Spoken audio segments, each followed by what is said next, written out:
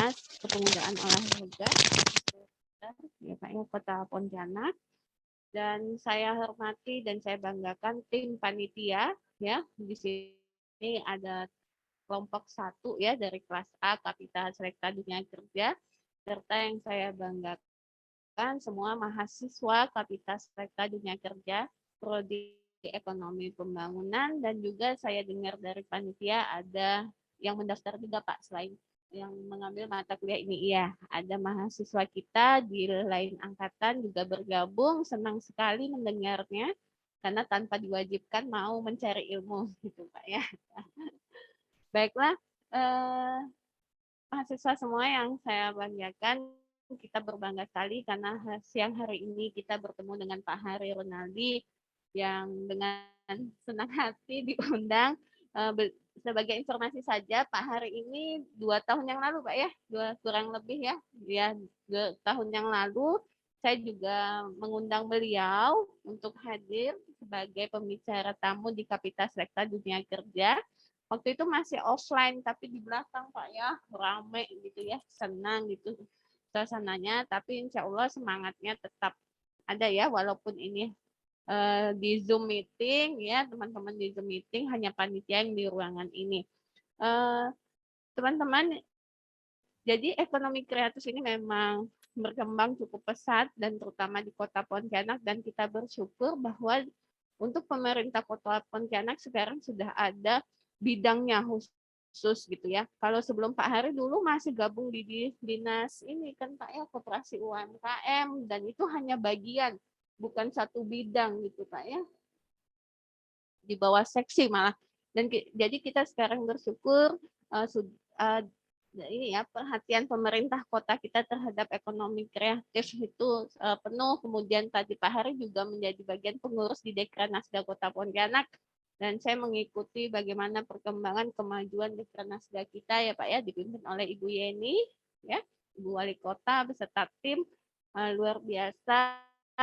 Sekarang juga Instagramnya senang saya ngikutin, iya ramai, belum lomba-lombanya juga masyarakat antusias sekali untuk mengikuti event-event yang diadakan di Dekranasda, dan memang juga mengusung kreativitas ya masyarakat Kota Pontianak. Dan sebagai informasi tadi juga sudah saya infokan ke Pak Hari, kita bersyukur juga di jurusan kita sudah ada CEBC ya, Creative Economy Business Center, pusat, dan memang langsung kita namakan Pusat Bisnis Ekonomi Kreatif, cuman labelnya sengaja diinggriskan, maksudnya supaya suatu saat lembaga ini bisa melebarkan sayapnya, udah nggak susah lagi mau ganti nama gitu makanya. Nah, jadi langsung ke Creative Economy Business Center, sengaja didesain demikian. Karena memang tujuan itu kan jangka panjang ya, dan harapannya dengan adanya CEBC, kreativitas mahasiswa jurusan ISP itu dapat ditampung ya, dan kita dapat bersinergi sehingga nanti mahasiswa-mahasiswa itu begitu lulus nggak pusing lagi. Nggak pusing lagi apa? Pusing mencari pekerjaan, karena dengan kreativitasnya dia bisa menciptakan lapangan kerja berguna bagi masyarakat, dan tentunya membantu pemerintah mengurangi angka pengangguran, kan gitu ya Pak. Tidak panjang lebar, tentunya semuanya sudah ingin mengetahui ya bagaimana sih peluang kerja di ekonomi kreatif gitu ya. Memangnya bisa dapetin apa gitu kan dengan menjadi pelaku ekonomi kreatif. Nah, nanti Pak Hari akan mengulasnya lebih dalam lagi, dan semoga akan muncul banyak pertanyaan-pertanyaan karena kalian antusias ingin mengetahui dan bisa nanti menjadi bagian dalam perkembangan ekonomi kreatif Kota Pontianak. Baiklah, dengan mengucapkan Bismillahirrahmanirrahim, untuk kegiatan webinar pada siang hari ini kita buka. Terima kasih Pak Hari atas kedatangannya siang hari ini. Terima kasih tim panitia ya, yang sudah bekerja dengan luar biasa tentunya ya. Baiklah, saya tutup. Wabillahi taufiq wal hidayah. Wassalamualaikum warahmatullahi wabarakatuh.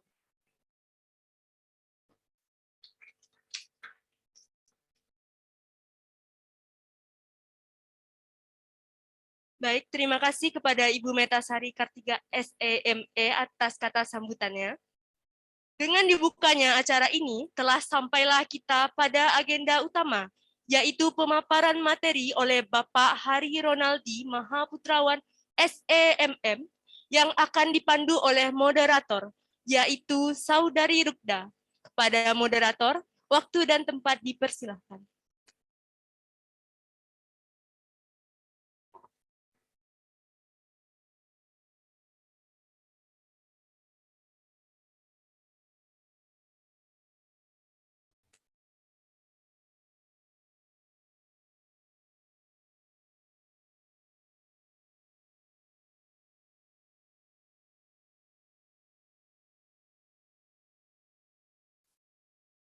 Baiklah, saya ucapkan terima kasih kepada Saudari Sabila Akmarina selaku pembawa acara yang telah memberikan kesempatan kepada saya untuk melanjutkan memandu acara kita pada siang hari ini.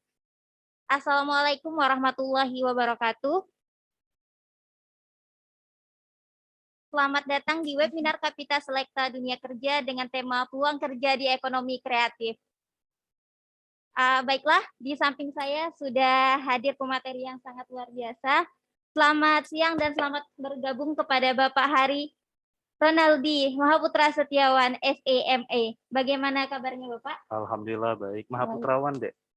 Oh maaf, Ronaldi supaya dekat karena saya sepupunya Ronaldo. Oke. Mudah diingat kan? Ya. Sehat ya Bapak ya? Sehat, alhamdulillah. Alhamdulillah. Dan saya juga akan menyapa teman-teman peserta webinar yang sekarang bergabung melalui via Zoom meeting dan juga ada yang live streaming di YouTube CEBC FEB Untan. Selamat bergabung dan selamat siang semuanya. Baiklah, pada kesempatan kali ini sebelum kita memasuki acara pemateri, saya akan membacakan beberapa peraturan yang harus diikuti oleh para peserta webinar. Yang pertama, ID peserta dalam webinar ini harus menggunakan nama asli, bukan nama perangkat atau nama institusi. Yang kedua, peserta yang mendapatkan akses ke Zoom harus berpakaian rapi dan berperilaku sopan saat webinar dilaksanakan. Yang ketiga, peserta tidak menyela atau memotong presentasi dari pemateri karena akan ada sesi tanya jawab yang diberikan setelah sesi penyampaian materi selesai. Yang keempat, peserta diwajibkan untuk menghidupkan kamera dan mematikan mikrofon selama proses webinar berlangsung. Yang kelima, bagi peserta yang ingin bertanya, dipersilahkan untuk raise hand terlebih dahulu, kemudian berbicara apabila telah dipersilahkan, atau teman-teman juga boleh mengirimkan pertanyaan melalui kolom chat yang sudah tersedia. Kemudian yang keenam, sertifikat akan dibagikan bagi para peserta yang mengikuti acara webinar dari awal sampai akhir. Jadi diharapkan teman-teman harus stay di webinar ini dari awal sampai akhir ya. Kemudian yang untuk peraturan yang terakhir yaitu peserta yang tidak mengisi Google Form pendaftaran sebelum acara dimulai tidak akan mendapatkan sertifikat. Jadi pastikan sudah mengisi Google Form pendaftaran terlebih dahulu. Karena sayang ya kalau kita nggak dapat sertifikat gitu. Baiklah, para peserta webinar sekalian, saya harap tetap semangat mengikuti acara ini dari awal sampai akhir, karena akan banyak sekali info-info menarik ya Bapak ya. Kemudian ilmu-ilmu dan motivasi yang nantinya akan sangat berguna bagi kita untuk mempersiapkan diri memasuki dunia kerja. Berbicara tentang dunia kerja nih Pak, teman-teman pasti sudah mengetahui bahwa tema kita pada hari ini adalah peluang kerja di ekonomi kreatif. Nah, kira-kira bagaimana peluang kerja di ekonomi kreatif, kira-kira sektor-sektor apa saja yang menjanjikan dan yang menarik, memiliki potensi dan eksistensi yang bagus, seperti itu.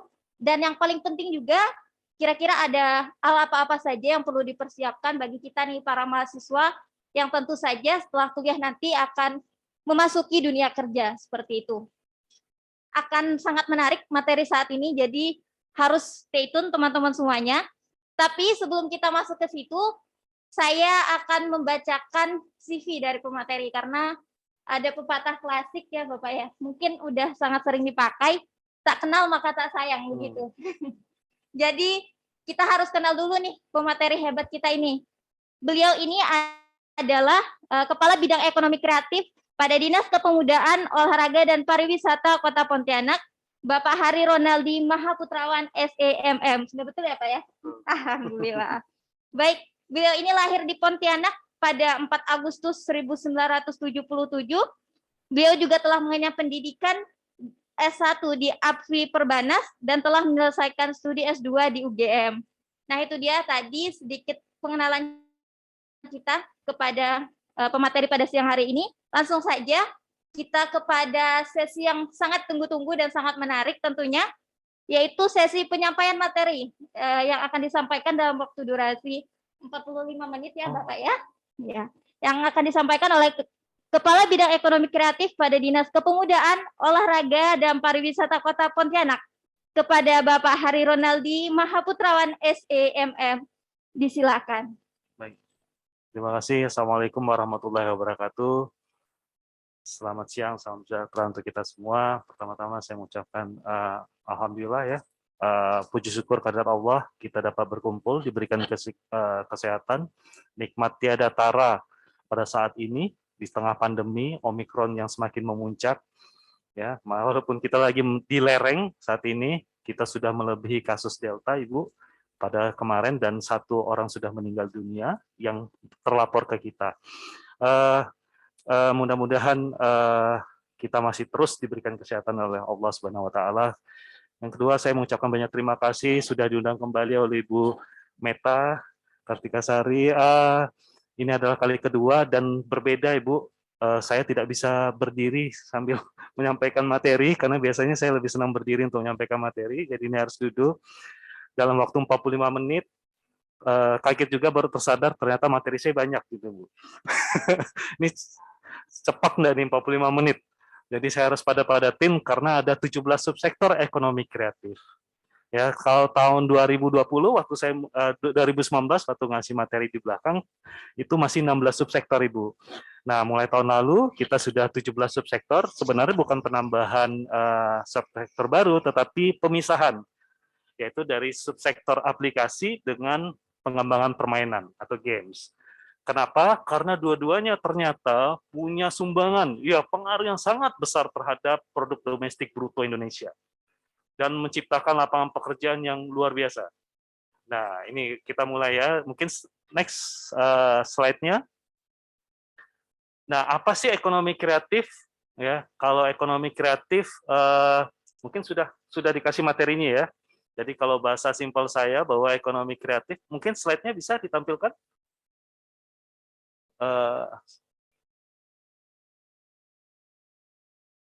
Ya, kalau di tangan kiri saya ekonomi kreatif itu adalah ide. Ya, ini ide. Kemudian di tangan kanan saya adalah pengetahuan. Ya, itu kelihatan nggak ya ininya materinya? Mungkin yang di rumah. Ide dan pengetahuan itu menjadi faktor produksi utama yang bernilai tambah dan bernilai jual. Saya tambahin, itu pengertian definisi yang di slide saya adalah dari Kementerian Pariwisata dan Ekonomi Kreatif. Ya, di situ ada bernilai tambah berdasarkan ide, pengetahuan sebagai faktor produksi yang mempunyai nilai tambah. Kalau di kementerian itu ada ditambahkan yang berdasarkan warisan budaya dan teknologi juga. Tetapi saya menambahkan harus bernilai tambah dan bernilai jual. Kenapa? Nanti saya akan jelaskan. Oke, lanjut karena waktunya kita sangat sedikit. Next, materi berikutnya. Ya, kenapa ekonomi kreatif tadi? Jadi di ekonomi kreatif di Indonesia, jadi gini, kita selama ini masih mengharapkan ekonomi kita pada migas, minyak dan gas. Sampai kapan? 2030 kita sudah di dunia sudah harus kita sudah ikut kemarin menandatangani ya penghentian penggunaan batu bara. 2030. Ya, minyak dan gas kita terbatas, kita sampai saat ini masih mengandalkan juga batu bara. Bahkan kemarin kita sempat menghentikan hanya seminggu ekspor batu bara. Negara-negara lain seperti Cina, Korea Selatan, dan Jepang sudah ketar-ketir. Bayangkan berarti kita punya bargaining dengan negara-negara di luar dari batu bara. Tapi sampai kapan? Karena tahun 2030 sudah tidak boleh lagi penggunaan pembangkit listrik menggunakan batu bara. Jadi harus ekonomi hijau gitu ya. Nah, tentunya ya ada Ya, ekonomi lain nih yang ternyata setelah diteliti dilihat yang menyumbangkan cukup besar terhadap produk domestik regional bruto kita. Tahun 2019 dia menyumbang 1.100 triliun. 1.100 triliun. Nanti datanya saya tunjukin. Nah, ternyata 1.100 triliun itu ekonomi kreatif kita adalah nomor 3 di dunia yang menyumbang PDB tersebut. Karena nomor 1 ekonomi kreatif yang menyumbang PDB itu ada di Amerika Serikat. Ya, ada industri Hollywood, ada artis-artisnya, segala musisi mereka, ya kan, film-filmnya. Karena itu bagian dari ekonomi kreatif, subsektor musik dan ada subsektor film. Kemudian yang kedua sekarang adalah Korea Selatan. Kalau lihat tampang-tampangnya, ini adalah penggemar drama Korea dan K-pop. Betul gitu? Betul ya? Itu nomor 2, benar ya? Nah, kayaknya siapa tuh? Jungkook ya, Jungkook. Nah, dan kita Indonesia adalah nomor 3 di dunia. Ekonomi kreatifnya menyumbang terhadap PDB. Bayangkan, berarti dari sisi uang besarnya ada di situ, uang globalnya. Nah, kemudian kenapa ekonomi kreatif? Itu tadi, pertama kita sudah bergeser. Penduduk Indonesia dari migas tadi ya, ke non-migas. Penduduk Indonesia sekarang 274 juta, 274,9 juta jiwa, sensus 2020. Usia produktifnya ada di usia 16 sampai 40-an. Kita sedang dapat bonus demografi ya Ibu Meta. Sumber daya yang luar biasa, berlimpah, sumber daya yang terbarukan, yaitu manusia. Karena ekonomi kreatif tadi penjelasannya adalah hanya berdasarkan ide dan pengetahuan. Tangan kiri saya ide, tangan kanan saya pengetahuan. Sebagai faktor produksi utama. Ide dan pengetahuan. Nah, mengapa ekonomi kreatif? Itu tadi, sebagai citra dan identitas bangsa. Ya, kenapa sebagai citra? Siapa nggak jadi citra kalau misalnya musisi kita ngetop di luar negeri? Kenapa nggak film kita juga ngetop di luar negeri? Ya kan, salah satu film yang banyak diputar di Asia adalah Pengabdi Setan. Nonton. Sebentar lagi ada yang keduanya kan, Komunian. Tuh tahu tuh. Nyaut dia, tahu dia. Katanya lebih seram. Bayangkan dengan biaya produksi 2 miliar lebih kalau nggak salah saya. Ya, dengan pendapatan dari penjualan tiket saja itu 6 miliar, berarti sudah untung 4 miliar, belum penjualan tiket yang 30%. Belum lagi merchandise-nya, segala macam. Dan orang luar tahu Pengabdi Setan. Dari mana? Dari Indonesia. Citra dan identitas bangsa. Bukan berarti identitas bangsa kita sebagai Pengabdi Setan ya, bukan. Nah, kemudian musisi-musisi kita juga. Ya di Asia, di ASEAN kita sudah siapa yang tidak kenal dengan musisi kita. Banyak hal lagi. Termasuk yang paling banyak ketop sekarang adalah aplikasi kita. Yang sudah menjadi dekakon ya, bukan unicorn lagi, sudah dekakon seperti Tokopedia, Bukalapak, Traveloka, itu awalnya startup yang berbasis digital. Ya. Nah itu. Kemudian citra dan identitas bangsa. Terus dampak sosial jelas. Yang menyejahterakan, memberikan pemerataan kesejahteraan. Kenapa? Karena faktor produksinya adalah manusia. Ketika salah satu subsektornya misalnya kuliner, produksi butuh tenaga kerja. Ya kan? Tuh. Banyak teman-teman yang dilibatkan, bukan hanya satu orang, pasti beberapa orang. Kemudian, nah itu dampak sosialnya besar. Kemudian inovasi dan kreativitas jelas, karena memang sumbernya faktor produksi kita, ekonomi kreatif adalah inovasi dan kreativitas. Yang tidak akan habis-habisnya, yang seringkali datangnya di malam hari. Benar nggak sih? Saya nggak tahu nih, ada yang sering ini nggak? Karena kebetulan tadi sudah sampaikan Ibu Meta, saya juga sebagai koordinator kreatif di Dekranasda Kota Pontianak. Jadi tadi cerita singkat, sebagian beberapa hal-hal event segala macam itu juga memang kami di tim kreatif yang harus memikirkan, termasuk tren warna, tren busana, dan tren tas tahun 2022. Saya wajib presentasi setiap tahun, awal tahun kepada pengrajin. Warna apa sih tahun 2022 atau 2021? Dan kita juga sama tim saya cuma berdua, anggota saya desainer, dan harus setiap tahun kami minimal 2 kali fashion show. Ya, dengan busana Cora Insang, tapi dengan tren warna dunia. Kemudian itu tadi, mengapa ekonomi kreatif, sumber daya terbarukan, jelas manusia sumber daya yang terbarukan, ya kan, tidak akan habis-habisnya dengan 274 juta jiwa. Kontribusi ekonomi kreatif sudah menyumbang 1.100 triliun. Kalau di mana secara PDB kita nomor 3. Kalau di dunia kita juga nomor 3. Nah, harapan Pak Presiden kita menjadi nomor 1, menggantikan migas. Karena suatu saat nanti migas itu juga akan habis. Kita punya nomor 4 di dunia jumlah penduduk yang terbanyak, kan? Nah, artinya kita sebagai suatu kekuatan raksasa sebenarnya yang sedang tidur saat ini, yang punya kekuatan yang luar biasa untuk menjadi nomor 1 di dunia. Oke, lanjut. Slide berikutnya. Nah, ini ya saya nggak bisa kelihatan nih mulai dari tahun berapa ya itu ya. Jadi itu sumbangan PDB ekonomi kreatif yang terakhir itu 1.100-an triliun kalau nggak salah. Saya di 2019, ini data saya ambil dari Kementerian Pariwisata, ekonomi kreatif. Jadi selalu ada, dan data terakhir saya masih sifatnya sementara dari BPS juga, itu sedikit ada penurunan, sedikit saja. Masih tetap 1.100 karena di tahun 2020 semua subsektor kita terdampak. Di ekonomi kreatif dari 17 subsektor yang mengumpulkan orang banyak adalah subsektor yang paling terdampak, paling dalam dari pandemi COVID ini. Kenapa?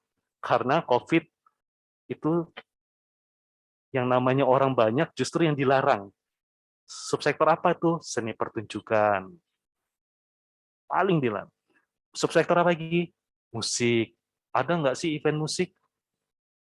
Nggak ada kan tahun 2020, batal semua. Akhirnya kita apa? Virtual. Asik nggak? Enggak. Saya udah ngadain virtual berapa kali, nggak asik. Tapi ya terpaksa kita lakukan karena kita harus menolong pelaku ekonomi kreatif kita di subsektor musik. Kesian mereka. Ya, musisi-musisi lokal kita juga yang sudah menasional seperti Manjakani. Kenal kan? Pernah dengar? Pernah. Kaftenun. Tuh Fakultas Hukum sering ngundang kayaknya Kaftenun. Tahu ya? Tuh.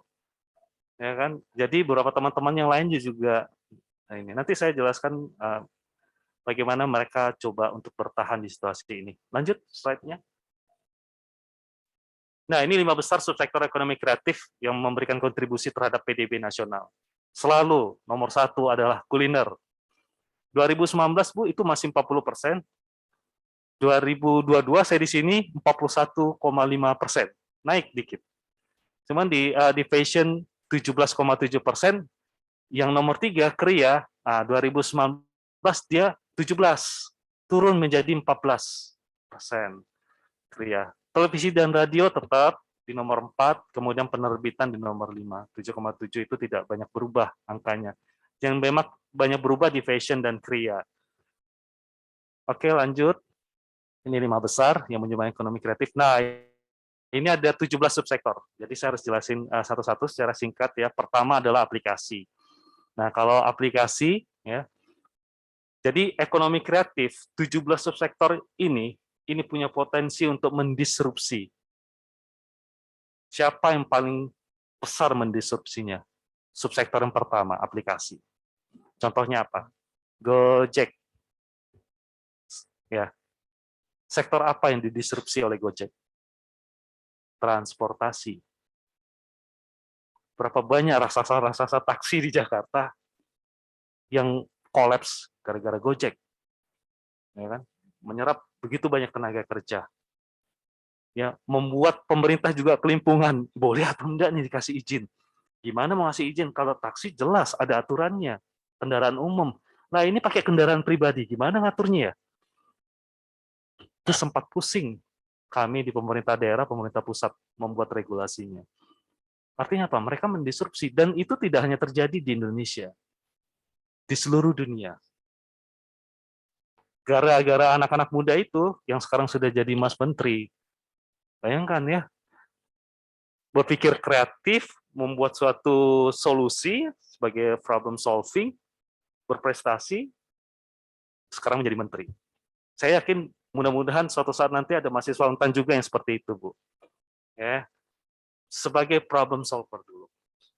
Kalau banyak sekarang nih, ya kalau kita punya program namanya 1000 Startup Digital, kerjasama sama Kominfo. Dan alhamdulillah sudah banyak alumninya yang termasuk juga dibantu oleh inkubator bisnis Untan yang sudah mulai bisa nih, bangkit nih. Contohnya kalau di Pontianak nih, yang sudah dapat, saya baru dapat info dari beberapa pemodal besar juga, itu betukang.id. Ini ya, ini berapa peluang ya. Ini startup berbasis digital, aplikasi tadi, betukang.id. Awalnya, coba cari Instagramnya, betukang.id. Sekarang bukan hanya di Pontianak. Saya lupa, Dezan itu alumni Untan atau bukan ya? Ownernya Dezan. Iya,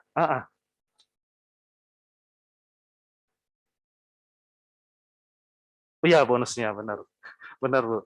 Jadi awalnya, karena saya cukup dekat juga dengan ownernya, karena saya juga ikut sama-sama dalam tanda petik melahirkan mereka, itu hanya untuk mencarikan jasa tukang. Tukang benerin bangunan, tukang bersihin rumput, tukang nembus rumput, susah tuh. Dia yang cari itu, karena saya juga pengguna jasanya. Nah, sekarang dia sudah merambah ke tukang-tukang yang lainnya, jasa-jasa lainnya, termasuk kemarin saya kasih usulan karena dia sudah mendapatkan suntikan modal, ya sudah membuka cabang bukan hanya di Pontianak, di Medan, Samarinda, Jogja, kalau salah saya. Bayangkan Pontianak sudah seperti itu, luar biasa. Saya bilang kondisi saat ini pandemi, orang takut untuk ke rumah sakit, benar nggak? Kalau orang tua kita sakit, kenapa? Ketika masuk ke rumah sakit langsung di swab, tiba-tiba positif, timbul masalah baru lagi, benar nggak? Ya, jadi saya bilang sama Dezan, kasus kemarin waktu Cold Delta, banyak kita butuh oksigen, banyak yang ingin diinfus di rumah, banyak yang ingin disuntik di rumah. Kita butuh jasa. Kita nggak bisa mengandalkan telemedicine jarak jauh. Nah, tolong cari kerjasama. Dia sekarang lagi kerjasama dengan Poltekkes dan Universitas Muhammadiyah, Bu, untuk mencari mahasiswa-mahasiswa yang sudah punya sertifikat tentunya ataupun alumni yang bersedia untuk dihubungi malam hari, misalnya ada pengguna dia, masyarakat yang membutuhkan, yang butuh diinfus ataupun disuntik setelah mendapatkan resep dokter. Dia mencarikan jasanya. Artinya dia menjadi problem solver di sini. Dia mencari solusi di sini. Aplikasi ini saya kasih tip yang menjadi solusi pemecah masalah itu pasti akan naik. Banyak aplikasi di Pontianak yang dibikin oleh startup-startup muda ini, tetapi dia tidak menjadi pencari solusi. Akhirnya ya setahun 2 tahun habis itu hilang. Ya itu ya, mungkin ini ada satu potensi yang luar biasa karena uang suntikan modalnya bukan bicara ratusan juta, miliaran, gitu loh. Karena ya kalau unicorn saja nilai kapitalisasinya sudah berapa? 1 miliar US dollar kalau nggak salah saya nilainya, valuasinya itu. Ya. Nah, ini ada potensi. Kemudian yang kedua, subsektor arsitektur. Arsitek, waduh kalau fakultas ekonomi bisnis nggak bisa lagi pindah ke jurusan arsitek nih Bu ya, jadi tapi bisa bayarin orang arsitek, wah itu kan tentunya. Jadi, nah ini berbasis pengetahuan dan kreativitas arsitek. Kemudian yang kedua desain komunikasi visual ya, itu ya. Yang ketiga ya, saya nggak kelihatan di sini. Desain komunikasi visual, benar ya. Jadi DKV, sayang di Pontianak belum ada perguruan tinggi yang punya jurusan DKV. Saya sudah coba komunikasi Bu dengan di Untan, belum. Yang sudah merintis sekarang adalah Widya Dharma. Nah, di Polnet juga belum, yang lain juga belum. Kenapa kita perlu DKV? Yang namanya usaha di ekonomi kreatif itu tidak bisa bekerja sendiri. Harus bekerja kolaborasi ataupun tim. Kenapa? Butuh banyak orang untuk berkolaborasi. kolaborasi. Butuh banyak ide, butuh banyak kreativitas. Ya. Untuk bikin suatu startup misalnya berbasis digital, kan perlu tampilan-tampilan yang menarik. Bukan anak programmer nanti yang bikin, pasti anak-anak DKV yang bikin. Di industri film, butuh poster-poster yang menarik. Anak-anak DKV juga yang bikin. Jadi ada anak, kemarin saya jadi pemateri juga, jadi ada anak DKV namanya Romi, oh, salah, saya lupa di alumni mana, Pontianak. Kerjanya itu, dia bilang, saya tanya, Rom,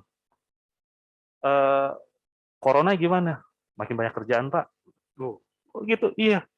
Terus kerjanya mah? Ya biasa di kafe, Pak, atau di rumah. Yang penting ada internet, dia bilang. Kenapa? Dari luar banyak pesanan bikin poster komik atau poster apa gitu. Ya. Berapa ininya? Ya lumayan lah, paling berapa? $US tentunya. Paling banyak customer-nya dari Singapura. Orang Pontianak kerjanya pakai sendal celana pendek, sendal jepit, rambutnya bisa panjang, ya kan anak. Dolar. Cuman dia banyak kan SGD sih Bu, Singapura dolar. Kalau yang di teman saya yang juga dulu saya pernah ceritakan, kalau itu dalam euro maupun US dollar karena dia bikin untuk covernya komik atau novel yang dijual di Eropa. Itu orang Pontianak tinggalnya di Gang Ujung Pandang. Alumni TB, ya. Itu tadi saya pernah cerita 2019. Nah, mau dibayar pakai Bitcoin, Bu ya. Bayangkan kalau misal kripto zaman sekarang. Berapa itu? Karena dulu itu dia mau dibayar senilai berapa? Kalau dirupiahkan 1 miliar rupiah. Hanya untuk kalau nggak salah saya cuma 9 lembar gambar di novel. Tapi dijual di Eropa. Ya.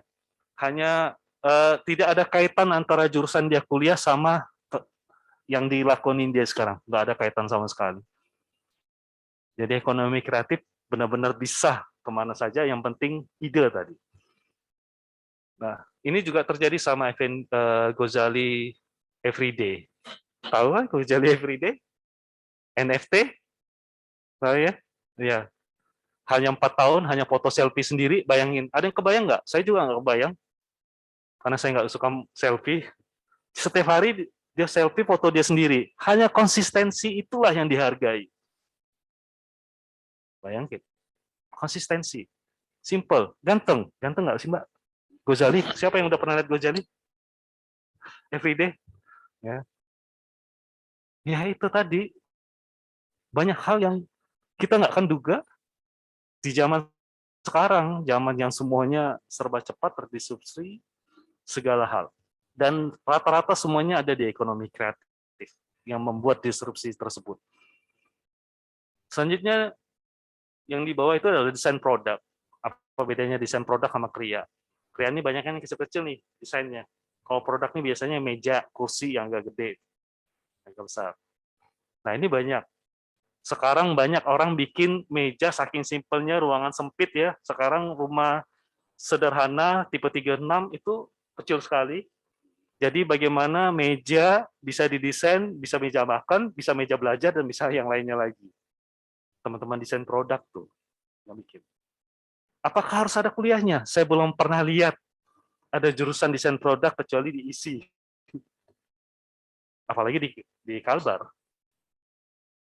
Dan ada yang melakukannya di Pontianak. Ada. Ya. Biasanya karena situasi dia bisa bikin seperti itu. Nah, tentunya meniru. Nah, ini lagi tadi saya udah bahas sama Ibu Meta. Di ekonomi kreatif 17 subsektor, tulang punggungnya adalah hak kekayaan intelektual. Kenapa hak kekayaan intelektual? Karena sumbernya dari kreativitas dan pengetahuan. Ini yang belum bisa dihitung oleh pihak perbankan untuk ngasih pinjaman, intangible. Gimana cara ngitungnya, Bu? Ide. Nggak bisa. Ini masih sulit. Jadi urat nadi kita tuh di haki. Tadi dibahas juga sarannya ajukan dulu ke haki. Karena banyak kasus di Pontianak sudah punya brand, saya nggak usah sebut lagi di sini Bu ya. Ya. Sekalian, saya yakin pasti udah pernah makan di situ. namanya ngetop sekali. Untung namanya belum didaftarkan. Hanya logonya udah didaftarkan, logonya berganti karena sudah ada dimiliki di Salatiga. Logonya, namanya belum. Dan dia udah daftarin. Sayang, gitu kan. Untung hanya logonya yang dia rubah.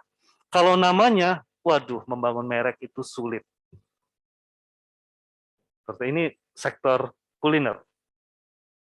Apalagi kalau kalian sudah punya brand, ya ini subsektor yang sangat favorit, yang paling banyak sumbangannya dan paling banyak tenaga kerjanya adalah di kuliner, karena kita tahu kita semua suka makan dan tidak bisa hidup tanpa makanan. Dan kita jalan-jalan kemanapun karena kuliner. Jadi haki. Jadi kalau saya yakin di sini saya hanya untuk meningkatkan literasi tentang ekonomi kreatif. Sebenarnya kalian sudah menjadi pelaku ekonomi kreatif, tapi tanpa disadari. Gitu loh. Nah, di Ekraf nanti mau mata kuliah sendiri Bu ya tentang haki ini. Kayaknya nggak terkejar waktunya, mepet sekali. Kemudian desain produk, saya nggak kelihatan. Sebelah desain produk itu desain interior, sorry. Desain interior ini masih ininya sama arsitektur, ya. Sangat dibutuhkan, ada kuliahnya, ya kan, dan mahal sekali jasanya. Ya. Sebenarnya hobi aja udah bisa cukup. Desain interior ini lagi tren sekarang, apalagi home decor sedang naik tren di dunia. Kenapa?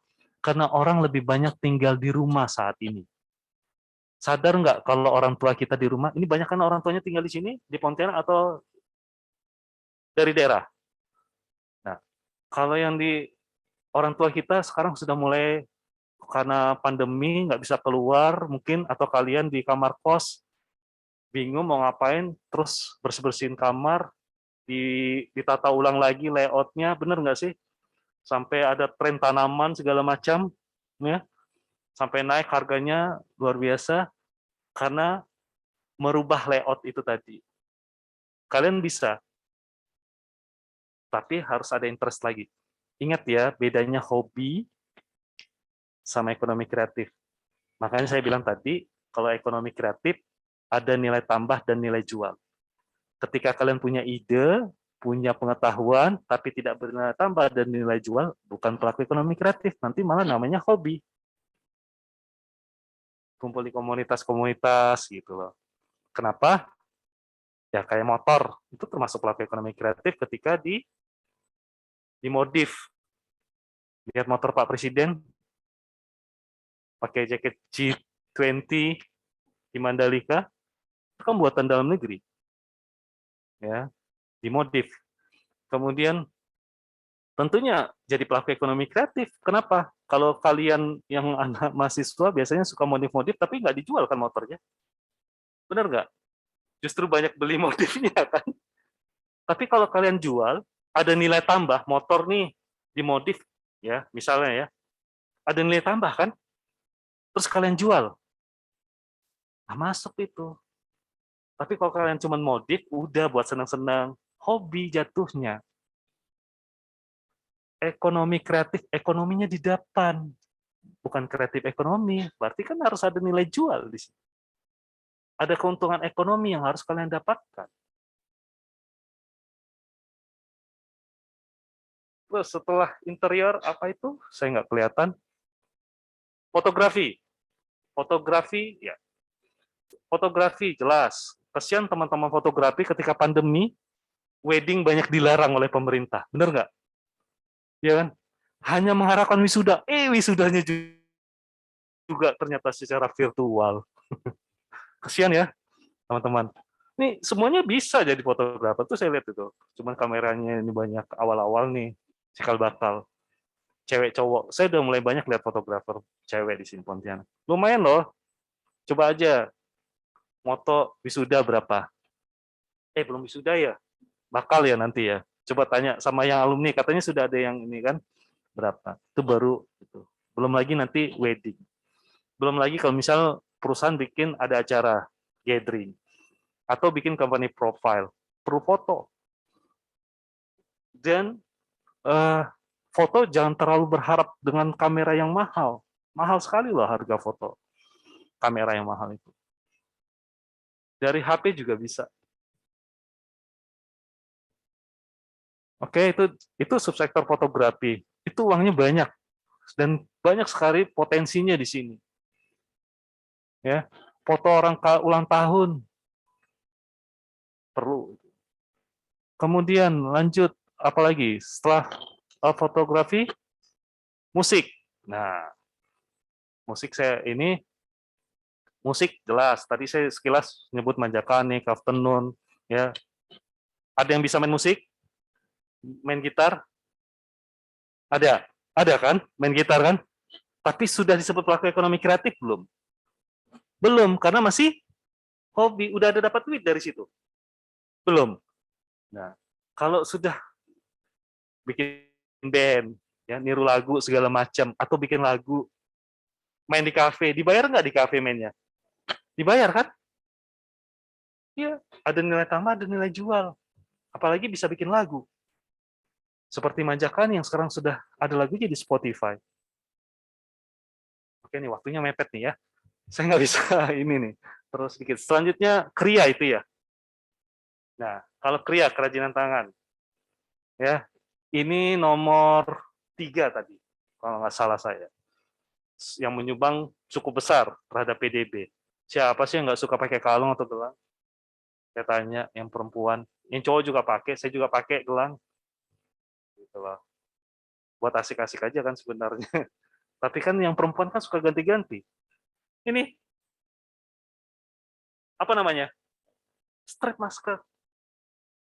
Terdampak karena pandemi. Mereka cari jalan. Ini banyak orang beli. Bener nggak? Pernah kepikiran nggak? Makan susah kan? Dilepasin, jatuh sini, hilang maskernya. Ketiup angin. Kalau pakai ini kan, saya makan juga enak jadinya kan. Sampai lepas ini.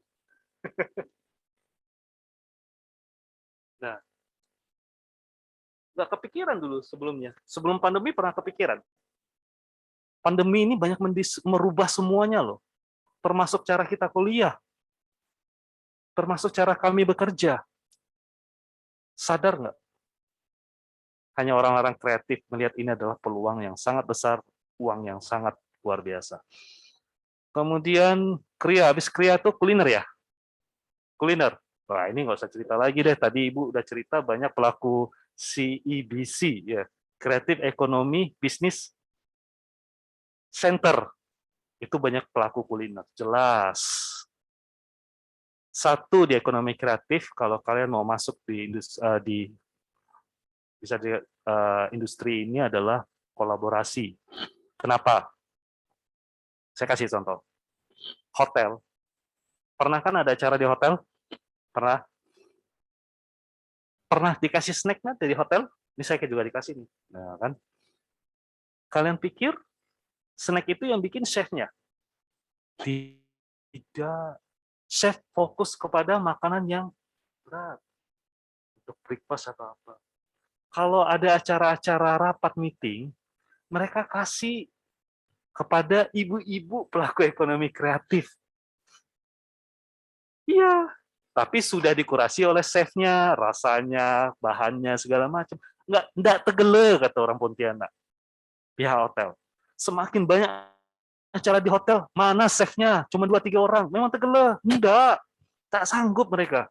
Belum lagi nyiapin breakfast, belum lagi nyiapin lunch, segala macam, dinner. Enggak, serahin.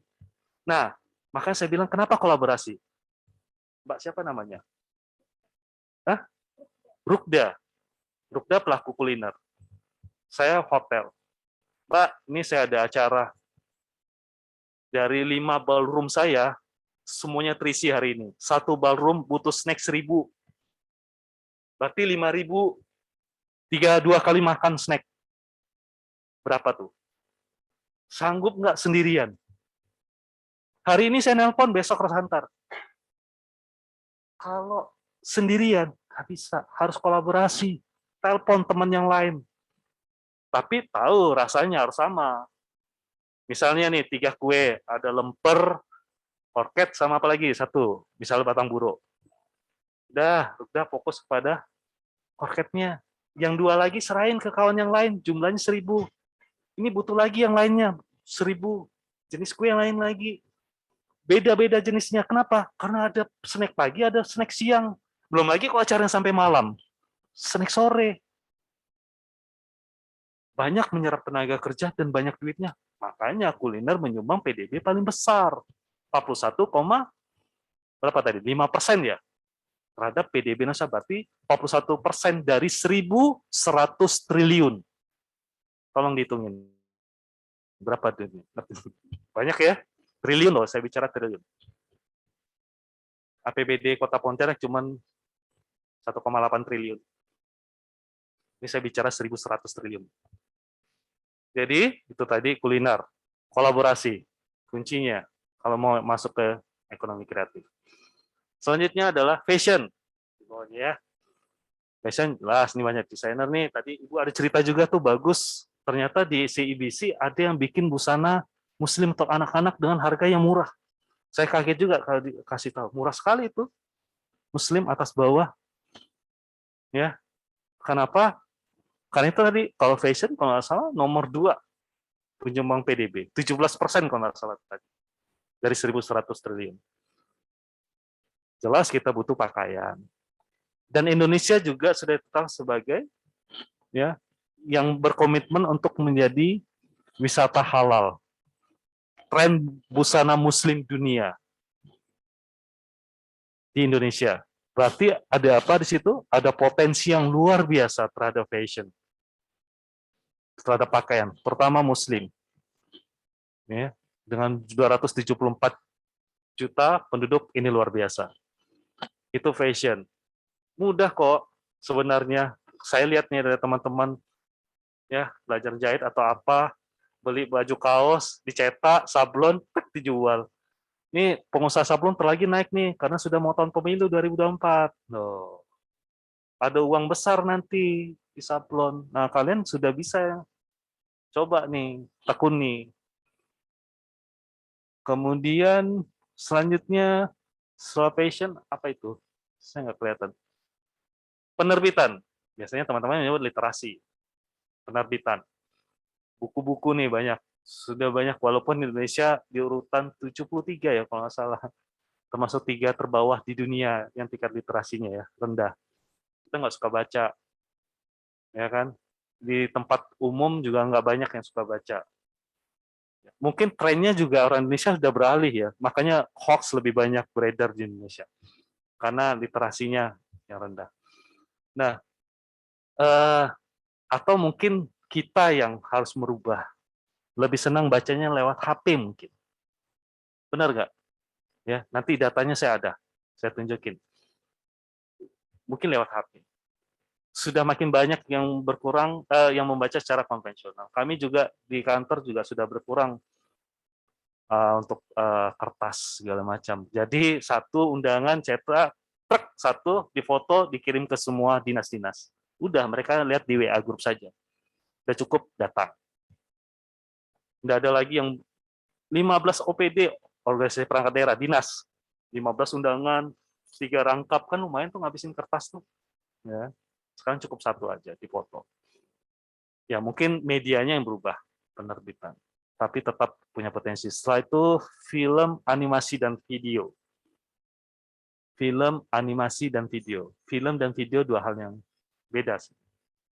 Ya. Nah, film jelas tadi saya sudah sekilas, sudah jelasin juga pendapatannya berapa, lumayan.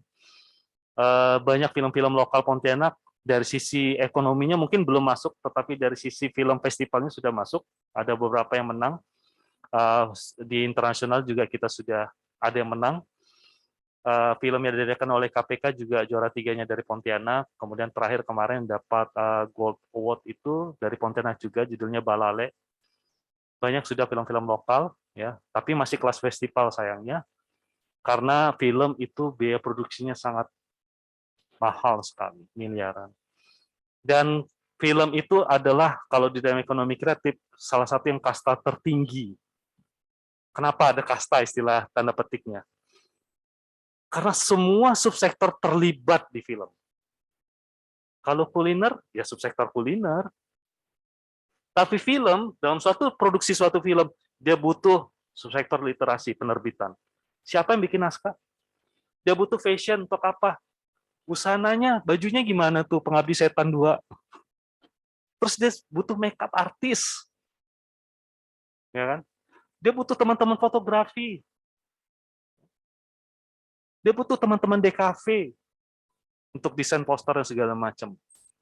Butuh desain interior. Kenapa disebut kasar ini? Karena dia melibatkan semua subsektor di dalam satu produksi film. Dan yang biaya produksinya paling tinggi juga. Yang bawah periklanan selanjutnya, ya kita banyak lihat ya iklan-iklan. Itu orang-orang kreatif tentunya. Bikin narasinya aja tagline-nya udah susah. Ya. Tagline-nya aneh-aneh tuh kalau misalnya ada satu rokok itu kan apa gue berani lu enggak atau segala macam, itu mikirnya setengah mati. Saya juga berapa kali bikin event, mikirkan logo, mikirkan tagline itu susah loh, dan biasanya idenya datang di malam hari. Periklanan, oke, itu lanjut ya. Sebelahnya apa itu ya? Permainan. Ya dulu dia gabung sama aplikasi, sekarang permainan. Ini yang bikin aplikasi, permainannya games. Nanti saya ada data game-games apa yang suka di ini. Sekarang lagi trending e-sport. Ya, contohnya biasa senang main PUBG segala macam.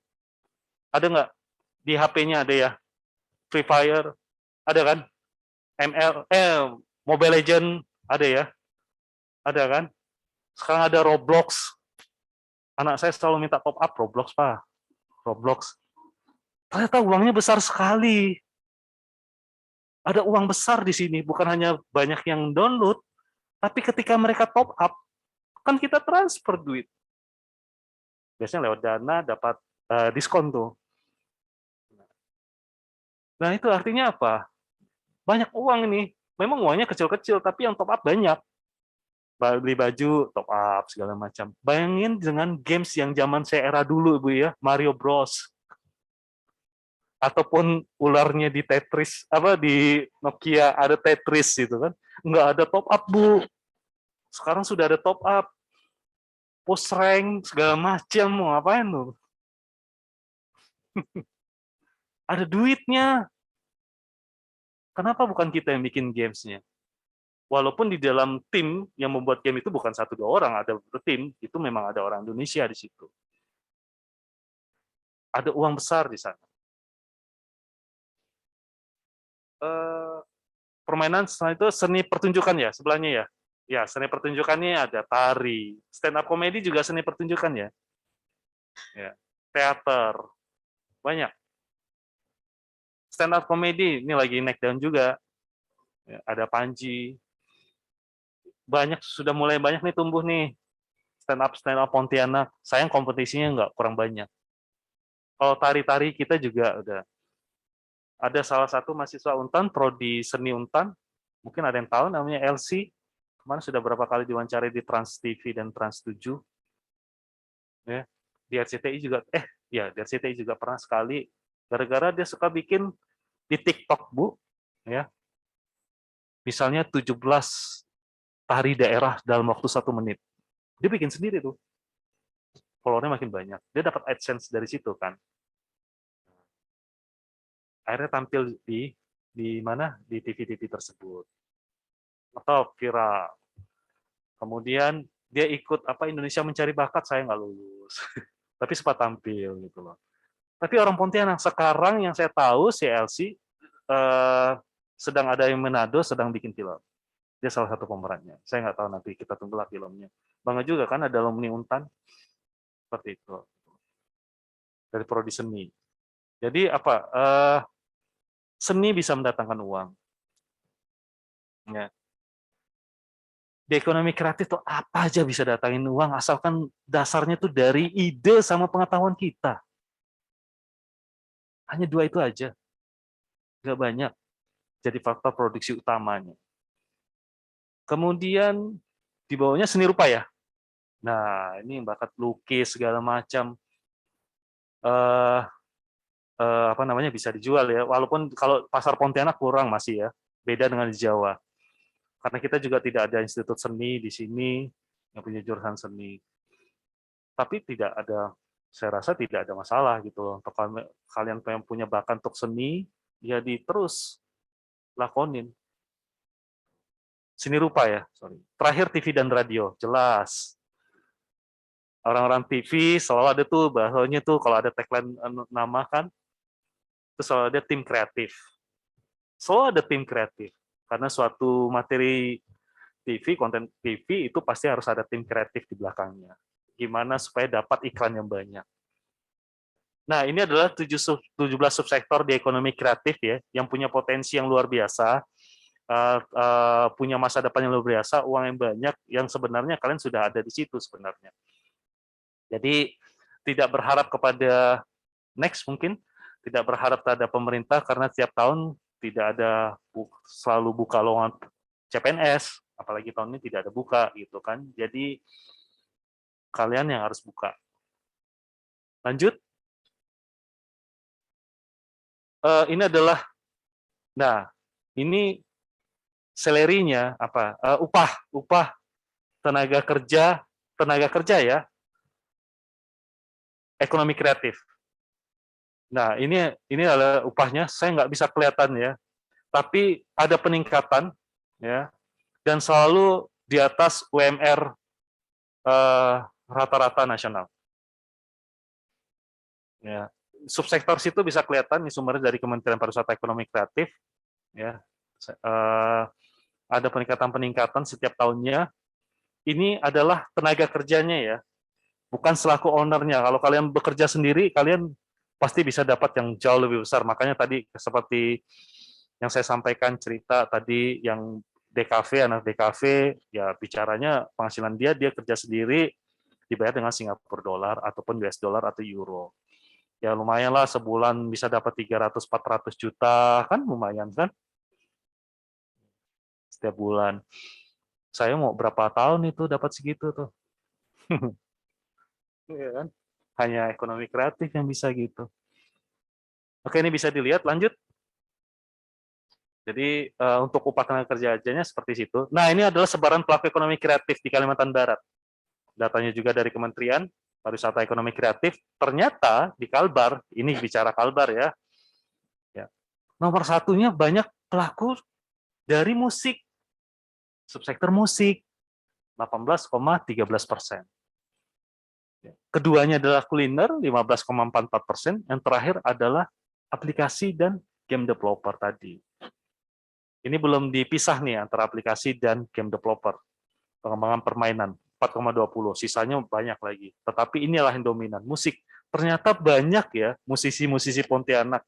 Kalbar, sorry. Karena ini bicara Kalbar. Banyak kafe, banyak yang manggung malam minggu. Apalagi di Jalan Reformasi. Yang ngangguk-ngangguk sering nih di Reformasi. Hati-hati ya, pakai masker terus ya, karena tiap malam kita ada swab razia secara acak, dari 10, 4-nya pasti positif. Walaupun OTG, setiap hari. Jadi hati-hati ya. Itu musik ya. Ya, teman-teman sekarang sudah banyak jualan secara streaming. Nanti saya lihat data, kenapa? Karena situasi pandemi ini, mereka nggak bisa naik panggung. Terdampak mereka. Terus mereka jualannya apalah? Streaming. Di HP-nya ada Spotify, ada Langit Musik kalau Telkomsel keluarin ya. Saya setiap hari pasti dengerin Spotify. Setiap hari. Karena saya setiap pagi olahraga dan saya dengerin Spotify. Kan buat naikin semangat pagi untuk dengerin lagu gitu. Kalau saya, semangat itu didapat dari dengerin lagu. Setiap orang kan beda-beda. Jadi setiap pagi saya harus dengerin lagu. Ya saya, gini ya, saya harus ngadain ini hari ini. Jadi saya dengar lagu. Makin enak pas moodnya, saya langsung dapat ide tuh. Oh ya, nanti tren. Biasanya kadang-kadang itu, Bu. Kalau karena saya pengurus Dekranasda, mau bikin apa itu pas dapat lagu yang pas tuh, saya langsung dapat. Oh ini. Langsung saya catat tuh. Oh ini tek tek langsung dapat gitu loh. Oh warnanya ini, desainnya ini gitu loh. Oh busananya nanti seperti ini. Saya nggak bisa gambar tapi ada tim saya yang desainer. Saya gambar. Terus, nah itu musik ya. Kemudian ternyata ada 3 kabupaten kota yang besar di sini. Yang jelas pertama Pontianak. Sebaran pelaku ekrafnya ya 58%. Terus Kuburaya. Kenapa Kuburaya? Padahal nggak punya kabit ekonomi kreatif di Kuburaya. Karena pelaku ekonomi kreatifnya yang main di Pontianak tinggalnya di Kuburaya. Karena ini dasarnya berdasarkan KTP. Itu. Mereka pada ngumpul di Pontianak, tapi tinggalnya di Sungai Raya Dalam. Kan Kuburaya. Tinggalnya di Pal 8, Pal 9 gitu. Sungai Raya. Nah, itu. Jadi Kuburaya. Padahal Kota Singkawang itu punya juga kepala bidang ekonomi kreatifnya, dan ekonomi kreatifnya juga berkembang cukup pesat, cuma 6,41%. Ya. Itu tadi, karena Kuburaya hinterlandnya Pontianak, kalau berdekatan dengan ibu kota provinsi, yang memang kita alhamdulillah 17 subsektor ada semua. Kalau di Singkawang tidak semua subsektor ada, apalagi kabupaten yang lainnya, di Kalbar tidak semuanya. Nah, yang dominan tentunya laki-laki ya masih, pekerjaannya ada 73,70%, perempuannya 26,30%. Oke lanjut.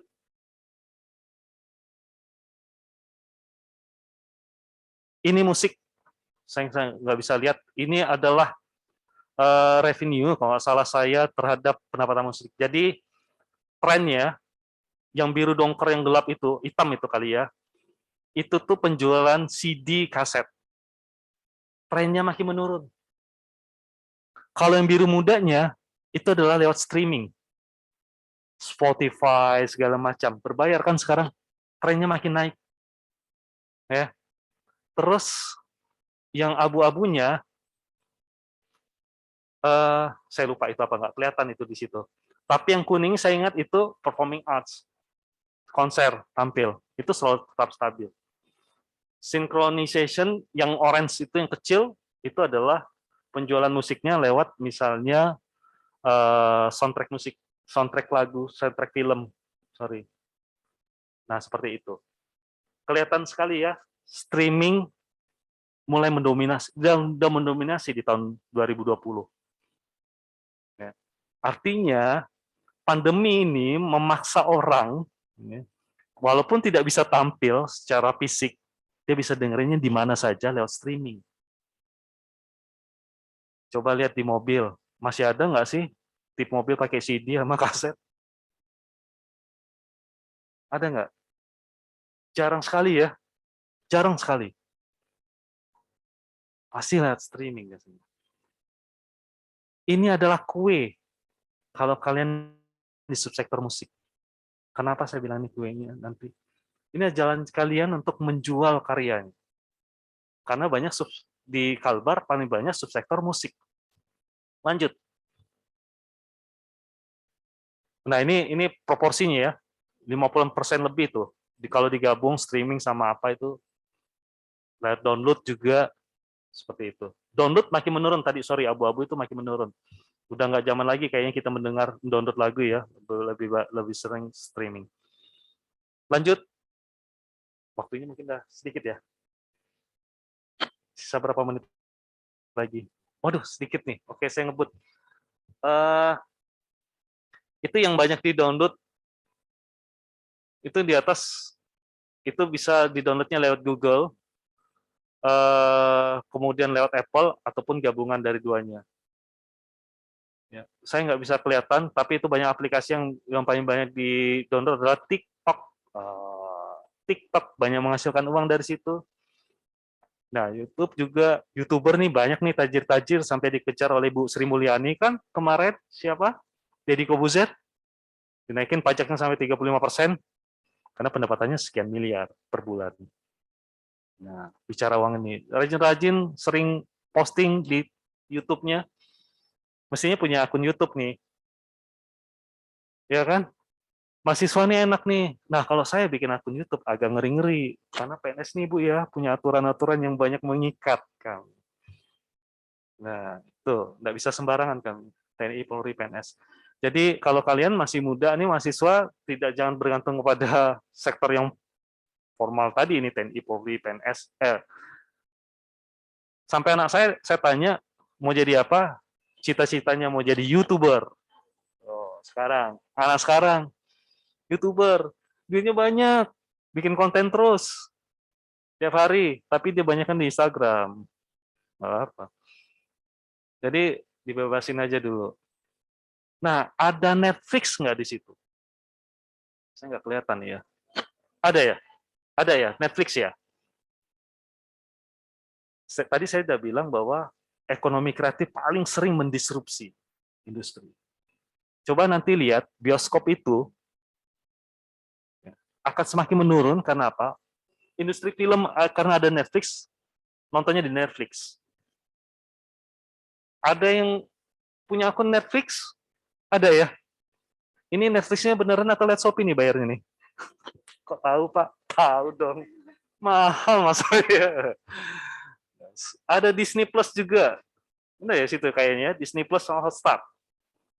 Itu mendisrupsi loh. Saya ngomong di sini tahun 2022, hati-hati dengan Netflix sama Disney. Hotstar. Hati-hati dengan Indovision, Kvision, apalagi yang Vision, Transvision, mesti hati-hati dengan Netflix dan Disney Hotstar. Kalau prediksi saya, berapa tahun lagi dia bisa tutup. Apalagi kalau seandainya Netflix jualnya murah nih ya, 40.000 ya, 30, Lazada apa Shopee? Tapi kalau yang resminya kan 180.000, 150.000 tergantung device-nya, akunnya berapa. Karena saya pakai Netflix juga, saya ngikutin. Jadi prediksi saya hati-hati. Nah, karena akan ada pekerjaan yang hilang nantinya dan akan ada banyak pekerjaan yang tumbuh baru. Kalau di IT seperti data analisis, web developer, itu pekerjaan yang akan banyak dibutuhkan tenaga kerjanya. Ya, oke lanjut. Ya, ini ada games ya, ada PUBG tadi sebelumnya itu ada PUBG, ada apa ya kalau nggak salah saya yang di paling bawah tabelnya, di atasnya tetap itu. Oke, lanjutlah, waktunya sudah dikit. Lanjut. Nah, ini belum lewat, belum. Nah, ini ya saya mau ngasih data ini dari Hotsuite. Ini khusus Indonesia, saya ambil data yang untuk negara kita Indonesia. 274 ya, penduduk Indonesia 274,9 juta. Yang punya HP jadul maupun smartphone itu 345,3 juta. Berarti lebih banyak yang punya HP jumlahnya. Iya, satu orang punya lebih dari satu HP. 125,6% dibanding populasi di Indonesia. Kemudian yang mengakses internet dari HP tersebut ada 202 juta. 202 juta. Dari 202 juta itu, kemudian yang aktif di sosial media, termasuk kita-kita di sini, adalah 170 juta. Ini angka data, bagi kalian pelaku yang mau terjun di ekonomi kreatif, ini angka yang kalian harus punya strategi. Saya berjualannya sekarang harus lewat HP, online, sosial media, atau harus saya sewa ruko atau kios. Sedangkan yang punya HP jumlahnya 345,3 juta jiwa. Ini angka, data, ya. Ini saya ngasih data nih. Bonus nih cuma-cuma nih. Terus lanjut. Sebenarnya banyak datanya ya. Nah, yang punya smartphone ya 98,3% itu tadi. Lanjut ya, ini ya. Kemudian kita lihat nih ada yang punya tablet cuma 18,9. Terus itu tadi 98,3 itu campur tuh. Smartphone sama yang HP jadul. Yang benar-benar punya smartphone cuma 8,2%, selisih 0,1%. Kan yang main di konsol game ada WiFi juga ada 5,7%. Ini data bagaimana nanti ini 2021, Januari 2021, 2022 belum keluar datanya, tapi pasti ada angka yang bergerak karena kondisi pandemi dunia ini membuat angka-angka ini pasti bergerak. Industri 4.0 itu nyata adanya. Sekarang sudah 5, kalau Telkomsel sudah 5G. Itu sudah banyak lagi nanti yang akan berubah dari angka-angka tersebut di sini. Lanjut. Nah, yang paling banyak, saya nggak bisa kelihatan tuh, kalau nggak salah 80%. Yang pertama apa? YouTube. Karena yang menghasilkan uang banyak ada di YouTube. Karena cita-cita anak-anak sekarang adalah YouTuber. Dari AdSense itu, iklan. Ya, makanya banyak berita banyak artis sekarang bikin konten ya, baik Hatta Halilintar, Ria Ricis segala macam. Bikin podcast segala macam, semakin beritanya timbul kontroversial, iklannya makin naik. Kan pada saat buka YouTube-nya itu kan pasti ada skip ad, pasti cepetan kan? Skip ad, padahal udah 10 detik tuh tayang. Duit udah masuk tuh rekening. Di bawah YouTube, WhatsApp, semuanya rata-rata punya. Kita nyebarin hoax juga di WhatsApp, nyebarin berita yang baik juga di WhatsApp. Jadi gunakan dengan baik. Artinya apa? Kita mau jualan, bikin status di status WhatsApp, orang banyak order yang masuk. Jadi selagi mahasiswa, kalian punya barang apa, produk apa, punya karya apa, jasa apa, tawarin di situ. Kan hanya dari ide, pengetahuan tadi, ekonomi kreatif. Nggak minta yang lainnya lagi. Nomor 3 apa? Instagram. Banyak yang jualan dari Instagram, lebih asik, akunnya nggak fake kan, rata-rata. Nah, followernya banyak. Kenapa si IBC milih akunnya Instagram? Pasti punya sebabnya. Kenapa public figure kita, kalau saya lebih banyak memfollow Pak Presiden kegiatannya, lihatnya di Instagram, Bu. Ridwan Kamil, Ganjar, atau Pak Anies. Saya lihat di situ. Jadi saya bisa lihat calon-calon presiden nantinya, mana nih yang lebih kreatif. Kita bisa lihat. Tapi jangan sampai kita hanya melihat, kita juga harusnya bisa konten. Cuman sayangnya kita yang... Oke, next. Ini saya kasih 3 besar aja dulu. Nah, use of mobile aplikasi. Aplikasi apa sih yang paling banyak dilihat? Ini bisa dilihat di sini. Ya, ada telemedicine segala macam. Ya, untuk belanja atau untuk main game. Banyak kan digunakan untuk apa sih sebenarnya? Nah, kalian yang punya produk, punya karya, ini bisa tahu nih, oh orang ternyata lebih banyak lihat yang ini ya. Lanjut. Nah, e-commerce spends by kategori. Lebih banyak, berapa banyak sih uang yang dikeluarkan tuh berdasarkan kategori ini? Ya. Paling banyak apa itu? 9,81 miliar US dollar tuh siapa? Fashion ya. Lebih senang beli baju di Shopee ya. Benar nggak sih? Harbolnas. Tiap bulan. Tapi biasanya 1, tanggal 2, 12 kan? Terutama di Desember. Wah, diskon jor-joran sampai ada yang pakai robot. Wah, yang beli laptop cuma harga 100.000 dari yang 10 juta gitu kan. Diskonnya gila-gilaan. Ternyata orang spend money di fashion 9,81 miliar US dollar. Dirupain berapa tuh? Selanjutnya siapa yang paling besar? Hah? Elektronik. Elektronik macam-macam kan, bisa beli HP, segala macam, TV. Lihat di situ. Nah, ini adalah saya nampilin data jumlah uang yang dikeluarkan. Berarti jumlah duit kue yang ada di situ. Yang dikeluarin di Januari 2021. Silakan yang mau masuk industri ini. Game-nya juga tuh udah mulai 1,68 billion ya itu ya. miliar US dollar. 1,68 miliar US dollar. Banyak itu. Oke, lanjut. Habis ya? Ya, ini karena waktunya sudah habis, Pak Presiden tuh di tanggal 4 Agustus 2015 tuh udah ngomongin, era ekonomi kreatif harus menjadi tulang punggung ekonomi Indonesia. Beliau ngomongnya tuh hampir 6 tahun yang lalu. 6 tahun yang lalu, sorry. Mau 7 tahun ya sekarang.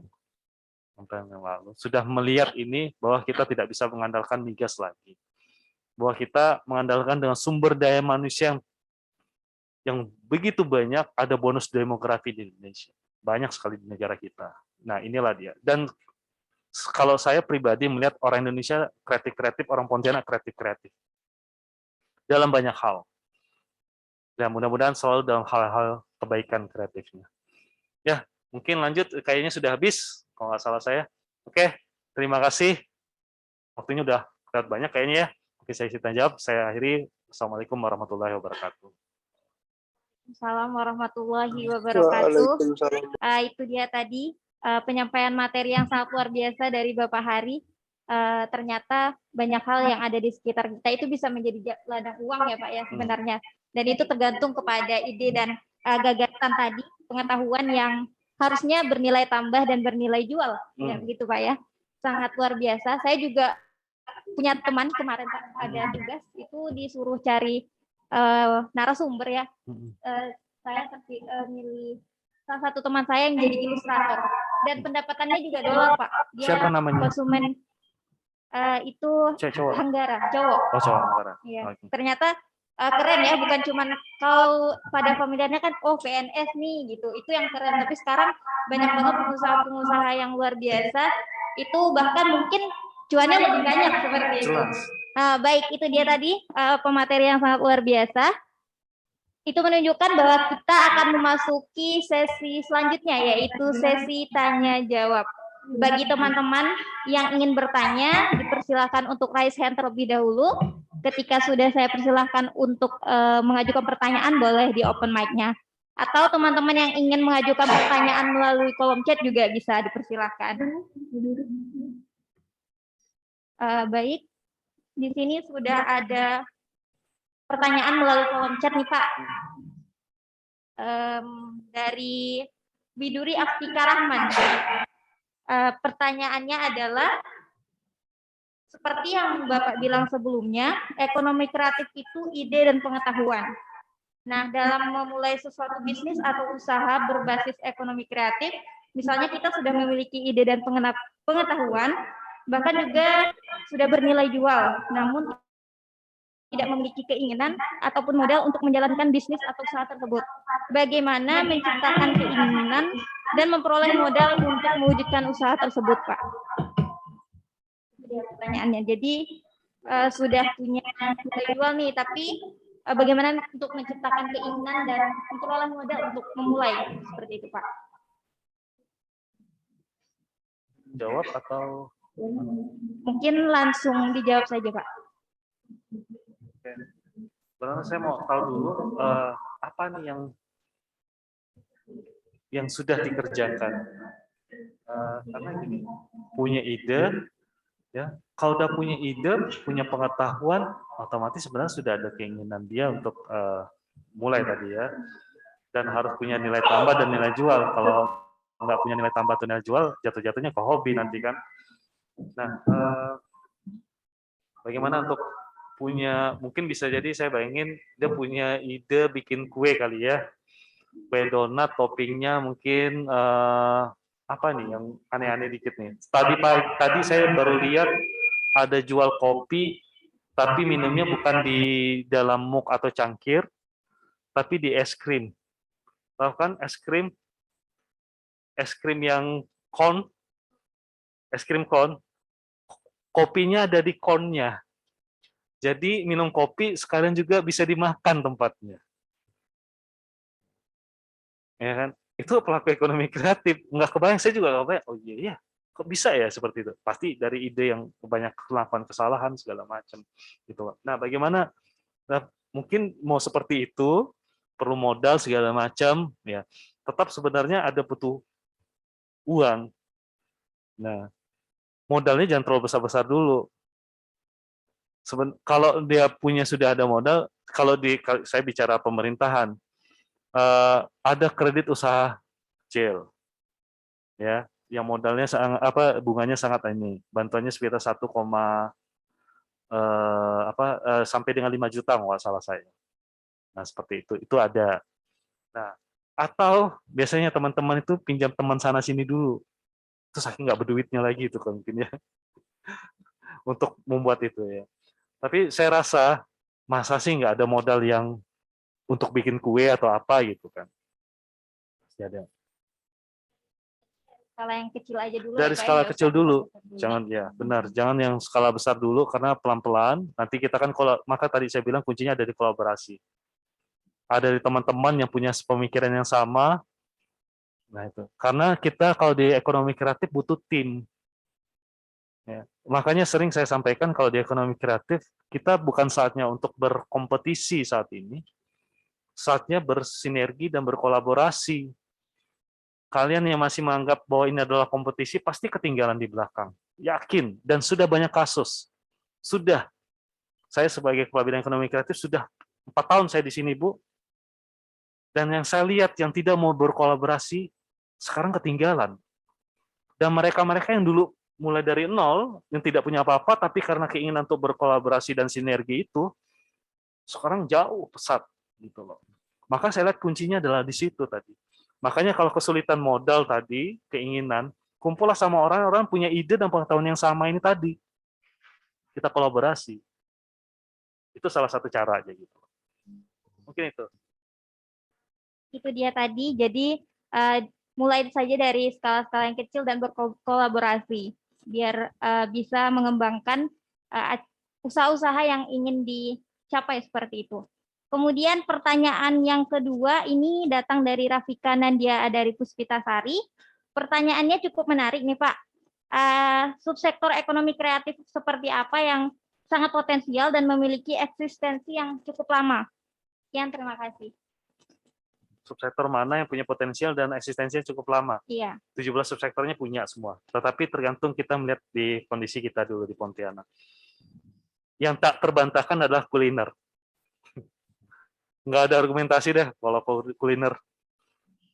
Ya, kalau sebenarnya datanya udah kelihatan tadi dari sumbangan ke PDB-nya segala macam. Dari gini, karena kami di bawah Kementerian Pariwisata dan Ekonomi Kreatif. Kalau kita berkunjung ke suatu tempat, misalnya ke Borobudur atau ke Jogja lah, kalau sekali asik ya, 2 kali biasa, 3 kali ya makin biasa kan Bu kan. Tapi ada makanan sekali yang bikin kita kangen terus datang situ tuh biasanya adalah makanannya. Saya kangennya ke situ ya karena apa? Gudegnya enak, sate tengklengnya apa segala macam gitu kan. Walaupun jauh saya datangin. Karena kalau di konsep di pariwisata itu kan ketika kita berkunjung suatu tempat, menginap itu sudah disebut wisatawan. Simpel sebenarnya. Jadi kalau misal saya ke Singkawang hanya pengen makan bakmi Haji Aman, atau saya ke Mempawah hanya pengen makan mie tiaunya di pedalaman segala macam, padahal jauh, macet lagi di seberang kan, tapi sehe gitu mau ke sana karena ada kulinernya itu tadi. Nah, apa yang akan eksis kalau di Pontianak ada jelas, di Indonesia juga ada jelas kuliner. Ya, apalagi kalau kulinernya khas daerah. Karena kita mencari makanan yang khas daerah. Kalau kita berkunjung suatu tempat yang kita cari makanan khas daerahnya. Itu yang ini. Kalau semua subsektor ya pasti, tapi kuliner yang paling ini. Kedua tentunya fashion. Ya semua orang seneng, apalagi perempuan ya Bu ya. Butuh baju pasti banyak nih untuk yang ke pesta apa, undangan yang resmi gimana, ke rumah teman lain, ke rumah pacar lain, ke teman alumni SD lain, SMP lain, SMA lain. Benar nggak sih? Iya kan? Eksis terus. Krianya apalagi subsektor kria. Kalung, cincin, gelas, gelang segala macam pasti pengen beda-beda. Sedangkan ini aja, strap ini aja pasti warnanya banyak nih jenisnya. Nanti ada cerita apa lagi, muncul lagi yang lain. Selalu eksis. Itu dia, 3 besar. Semuanya eksis. Nah, itu dia tadi dari 17 sektor itu sebenarnya memiliki potensi ya, Bapak ya. Semuanya. Tetapi tidak bisa dipungkiri kalau potensi yang paling besar itu kuliner, fashion dan kria, seperti itu. Baik, selanjutnya ada pertanyaan dari Natasha Diah Utami. Izin bertanya, Pak, katanya. Apakah sifat dari beberapa masyarakat Indonesia yang lebih menyukai produk atau karya dari luar negeri itu termasuk tantangan terbesar untuk industri ekonomi kreatif? Jika iya, bagaimana solusi untuk mengatasi tantangan tersebut agar dapat bersaing dengan produk atau karya dari luar negeri? Tergantung saya lihat kasusnya seperti apa. Kalau saya trennya justru banyak kan ke Indonesia ya, jati diri bangsa kita. Mungkin kalau sekarang kalau saya kait-kaitkannya mungkin dengan masalah K-pop atau drakor, drama Korea mungkin yang lebih sedang menggempur Indonesia. Bagaimana strateginya? Ya strategi kita itu tadi. Kalau dari sisi pemerintahan, ya drama Korea Selatan menyiapkan industri ekonomi kreatifnya itu dari mulai dari tahun 1997-96 Bu, yang saya baca. Jadi ketika krisis moneter di akhir tahun 1990-an, di awal tahun 2000, Korea Selatan itu kan ekonominya kurang lebih Indonesia. Tapi mereka bagaimana cari sumber PDRB mereka yang lainnya. Mereka menyiapkan industri ekonomi kreatifnya itu sudah puluhan tahun. Nah, Indonesia sebenarnya sudah sedang menyiapkannya ini, sedang dilaksanakan secara lebih terencana, ya ada roadmap segala macam, mulai dari pemerintahan Presiden SBY. Nah, kita akan melihatnya nanti di dalam 10-20 tahun lagi ke depan. Sebenarnya udah kelihatan sekarang. Kita sudah bisa banggakan dengan film nasional kita di luar negeri, ya kan? Bukan hanya Pengabdi Setan, Raid juga, box office di Malaysia dan Singapura, The Raid, ya. Apalagi yang menjadi box office, Dilan Milea, bukan hanya box office di Indonesia, di luar negeri juga. Bangga nggak sih? Bangga. Jaketnya Dilan tuh dilulukan tuh. Banyak di Shopee aja ada. Orang Malaysia datang sini hanya untuk cari jaket itu juga. Luar. Bangga. Jadi kalau tadi disampaikan apa itu, ya sebenarnya saya tidak terlalu khawatir, karena di ekonomi kreatif tadi definisinya kan juga berbasis selain pengetahuan juga warisan budaya dan teknologi. Sangat bangga kita menggunakan batik saat ini, subsektor fashion, ya. Itu menjadi identitas bangsa kita. Kita juga bangga dengan alat-alat musik kita, tradisional, ya. Sempat diaku-aku negara lain, tapi kita ini juga. Kita bangga juga dengan kuliner kita, rendang menjadi makanan yang terenak katanya, ya. Tuh, Indonesia. Bahkan saya pernah baca Cehentiao, banyak di Jalan Waru kan, nomor 3 di Indonesia loh favorit. Yang belum pernah coba, silakan coba. Nah, itu artinya tadi pertanyaannya bagaimana strategi sudah disiapkan, tapi apakah kita lebih banyak, ini tergantung dulu lihat dari subsektor yang mana gitu loh. Karena banyak justru subsektor yang lainnya lebih mengedepankan warisan budaya kita. Untuk jawaban pertanyaan dari Natasha Diah Utami. Sekarang ada pertanyaan dari Marfuah nih Pak. Ini hampir mirip dengan pertanyaan yang tadi, cuman di sini dia menanyakan bagaimana strateginya, strategi cara mempertahankan eksistensi pada ekonomi kreatif di industri kreatif. Strategi mempertahankan eksistensi di ekonomi kreatif. Iya Pak. Banyak bikin karya. Simple. Di ekonomi kreatif itu kan karya, produknya, semua rata-rata karya. Subsektor apa? Film, karya. Fotografi, karyanya mana? Musik, karya juga. Fashion, karyanya mana juga? Kita bicara karya. Maka tadi saya bilang backbone-nya itu tadi hak kekayaan intelektual. Ketika kita tidak punya karya, Orang akan melupakan kita dan pasar kita diambil oleh orang lain. Itu strateginya. Bagaimana caranya karya kita? Apakah karya itu selalu langsung meledak gitu? Enggak, banyak melakukan kesalahan. Ya kami juga, ya karena saya juga tim kreatif, ya di Rasda, juga harus banyak, kami juga sering melakukan banyak kesalahan, terus terang saja. Tapi akhirnya kita tahu, wah ternyata kesalahan ini menarik nih. Kalau kita tambah ini aja sedikit, beneran, langsung laku. Ya, karena kalau di Rasda kan hanya di 2 subsektor, kria dan fashion. Lebih banyak di sana. Jadi kita tahu, oh ternyata kesalahan kita di sini. Tapi ternyata setelah kita rubah kesalahannya itu sedikit, oh jadi tren. Nah, itu. Ya itu, mau eksis harus banyakin karya, kurangi dramanya. Seperti itu ya Marfuah, harus lebih banyak berkreasi, lebih banyak berkarya, biar tetap eksistensinya tetap terjaga seperti itu. Nah, ini mungkin akan menjadi pertanyaan terakhir dari saya sendiri. Tadi kan kita banyak sekali tuh, ada 17 subsektor ya di ekonomi kreatif, dan yang paling teratas itu ada kuliner. Nah, di Pontianak ini sendiri kira-kira selain itu Pak, yang kira-kira memiliki potensi yang besar yang sedang digalakkan seperti itu, ingin bisa dijadikan apa ya, kontributor perekonomian Kota Pontianak seperti itu. Bagaimana Pak? Terima kasih. Oke, makasih. Jadi selalu 3 sektor besar itu kalau di Pontianak ya. Walaupun tadi dari data dari Kemenparekraf itu musik, kuliner, sama aplikasi dan game developer. Pelakunya lebih banyak di situ. Tetapi untuk sumbangan PDRB memang secara jujur BPS Kota Pontianak belum menghitung berapa subsektor mana yang sumbangan PDB-nya paling besar kepada ekonomi Kota Pontianak. Sampai kemarin kami rapat FGD dengan BPS dan Bank Indonesia, BPS memang belum menghitung itu. Tetapi secara kasat mata, kuliner yang paling banyak ini sumbangannya. Kemudian yaitu tadi fashion dan kria, 3 subsektor ini. Cuma kita punya subsektor strategis istilahnya yang bisa mendongkrak ini. Seperti film,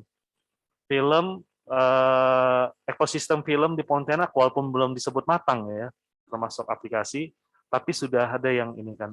Buktinya banyak film-film festival, film-film Pontianak yang menang di festival. Kenapa? Kenapa kita perlu film? Memang dari sisi ekonomi untuk film Pontianak belum ada yang tembus seperti di 21, cuma 1 film Sukep kemarin nonton ya, tapi cuma diputar di 8 provinsi, bukan di 34 provinsi. Nah, kenapa film punya nilai strategis? Karena dengan film orang mau berkunjung ke suatu tempat. Benar apa benar? Hah? Ada apa dengan cinta? Pernah nonton? Pernah. Yang kedua, ada puntuk setumbu di Jogja. Orang jadi lonjakan wisatawan ke Jogja meningkat itu. Terus orang Malaysia mau ke Bandung gara-gara film Dilan. Terus orang mau nengok rumahnya Pengabdi Setan. Yang untung Pok Darwisnya, kelompok sadar wisata di sekitar situ. Jadi film itu juga sebagai ujung tombak kampanye pariwisata kita. Ketika orang mau berkunjung suatu tempat. Sayang film Aruna dan Lidahnya kurang booming ya. Nonton nggak Aruna dan Lidahnya, Dian Sastrowardoyo? Kemarin syutingnya ada di Pontianak dan Singkawang. Nggak box office ya, sayang. Tapi menang festival di luar negeri. Karena kayaknya waktu saya diskusi sama sutradaranya, sama produsernya datang ke Pontianak, dan kita juga bantu. Pada waktu dia mau datang, nelpon dulu perizinan, lokasinya, kita bantu, dan dia dibantu oleh seniman-seniman kita juga di lokal. Kayaknya pasarnya memang untuk festival, Bu. Ya, sayang. Seandainya itu ngetop, saya yakin pasti. Tapi Singkawang ketiban, Bu. Ketiban coipannya. Karena di film itu ada ngomongin tentang coipan si Dian Sastronya. Dan tempatnya sekarang rame. Kemarin saya kunjungi juga tahun lalu gitu loh. Ada coipan, saya lupa namanya. Rumahnya itu rumah-rumah khas Cina zaman dulu. Apa namanya tuh? Masih ingat nggak? Di depannya ada pinggir sungai. Iya kan? Syutingnya di situ. Sekarang rame. Dulunya sepi. Gara-gara Dian Sastro makan di situ. film. Makanya kita bantu. Bukan hanya pemerintah kota, juga Balai Kajian Sejarah sudah ada mini studio yang bisa buat diskusi film di situ. Kemudian IAIN saya tahu juga sudah ada jurusan terkait dengan film, dakwah gitu ya. Nah, itu jadi banyak pelaku-pelaku. Kemudian kalau di SMA itu tingkat Petrus sama Paulus. Ada ekstrakurikuler untuk mereka bikin video sebenarnya, belum film, video pendek. Jadi itu yang kami menilai, makanya kita selalu ada festival film dan video. Kalau Pemkot itu ngadain, kenapa? Kan itu tadi, ini ada nilai strategis dari kecil, dari sedini mungkin mereka banyak melakukan kesalahan dalam membuat itu, terus kita latih supaya nanti mereka bisa bikin film yang bagus, yang bisa mempromosikan Kota Pontianak. Terima kasih pada Bapak Hari, sangat luar biasa, sangat inspiratif. Demikian peserta webinar sekalian, telah berakhir sesi tanya jawab yang merupakan sesi terakhir dalam acara webinar kita pada hari ini. Dari sharing kita pada hari ini ada beberapa hal yang penting yang dapat dari materi peluang kerja di ekonomi kreatif ini, bahwa ekonomi kreatif itu merupakan penciptaan nilai tambah yang berbasis ide yang lahir dari kreativitas sumber daya manusia yang kreatif dan berbasis ilmu pengetahuan termasuk warisan budaya dan teknologi. Yang menjadi poin penting dari ekonomi kreatif itu adalah ide dan pengetahuan yang menjadi faktor produksi utama yang bernilai tambah tentunya dan juga bernilai jual, yang merupakan modal utama untuk bisa berkontribusi ke dalam ekonomi, yang dibuktikan dengan kontribusi ekonomi kreatif itu sendiri menjadi kontributor ketiga terbesar bagi dalam PDB ya. Nah, seperti itu. Jadi melalui ekonomi kreatif kita bisa menciptakan ladang uang untuk kita sendiri dan juga bisa menciptakan ladang uang untuk orang lain, menjadikan itu lapangan kerja seperti itu. Saya ucapkan terima kasih kepada Bapak Hari yang sudah menyempatkan untuk hadir kemari memberikan sharing bersama kita, memberikan materi yang sangat luar biasa, sangat inspiratif. Saya juga sekarang kayak, oh ternyata seperti itu Pak. Karena sebelumnya kan kayak tidak terlalu mengenal, ekonomi kreatif ini apa-apa saja ya gitu. Ternyata di sekitar kita ini juga termasuk ke dalam itu, seperti itu. Jadi sangat luar biasa sekali. Semoga teman-teman semuanya bisa menyerap ilmu dan juga bisa diimplementasikan juga.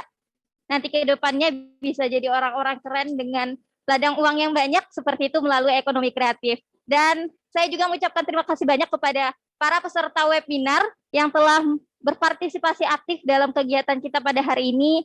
Semoga materi yang disampaikan bisa tersampai dengan baik, bisa diserap dengan baik. Begitu.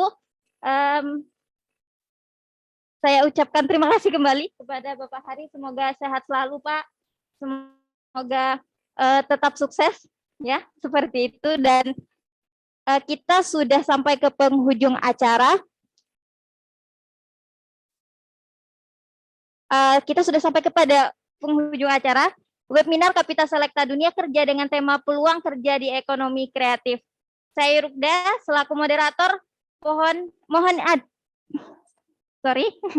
Mohon maaf apabila terdapat kesalahan selama acara ini berlangsung, dan semoga teman-teman semuanya sehat selalu, tetap patuhi protokol kesehatan, semoga kondisi pandemi ini cepat berlalu agar kita bisa seminar offline ya Pak ya, iya biar lebih asik seperti itu. Baik, belanja sayur di pasar Flamboyan, tak sengaja bertemu Soraya. Terapkan selalu protokol kesehatan dan semangat selalu dalam berkarya. Wassalamualaikum warahmatullahi wabarakatuh. Selanjutnya saya serahkan kembali kepada Saudari Sabila Akmarina selaku pembawa acara. Disilakan. Baik, terima kasih kepada Bapak Hari Ronaldi Mahaputrawan SEMM atas penyampaian materinya, dan terima kasih juga kepada moderator yang sudah memandu jalannya sesi materi dengan sangat baik. Selanjutnya, penyerahan sertifikat dan parsel kepada Bapak Hari Ronaldi Mahaputrawan SEME. Selaku pemateri hari ini dan yang akan diserahkan oleh Ibu Metasari Kartika SEME dan Saudara Arya Reza Mahendra selaku Ketua Panitia.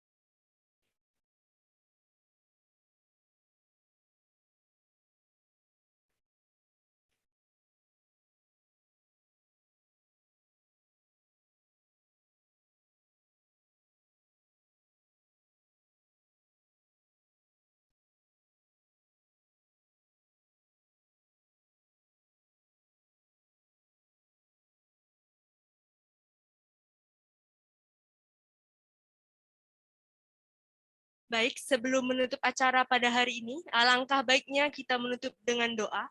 Kepada Saudara Rengga, dipersilahkan.